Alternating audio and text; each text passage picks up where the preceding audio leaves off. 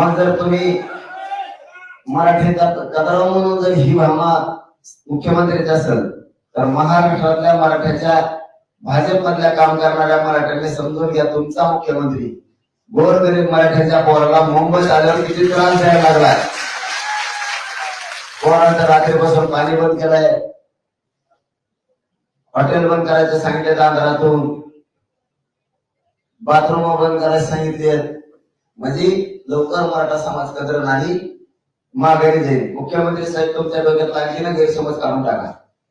तुम्हाला योग्य संधी आली, तुम्ही त्या संधीचं सोनं करा. मराठ्यांच्या मनाची का आणि मराठ्याला आरक्षण देऊन टाका. हे मराठे कधीच तुम्हाला विसरणार नाही. देव आणखीन दुसऱ्या दिवशी उपोषणाचा दिवस आहे, तुम्हाला शब्द देतो. आणखीन तुम्ही मराठ्यांचा संयम बघू नका, मराठ्याला वेठीच धरून त्याचं वाटोळं करू नका. तुमच्या आता संधी आहे, संधीचं सोनं करा आणि याला द्या. तुम्हाला वाटत मी हानीन मारे, तुमच्या आयुष्यातला सगळ्यात मोठा वाईट दिवस तेव्हा असेल तुम्ही जर पोरांना हाणलं तर तुमच्यामुळं अडचण येणार आहे.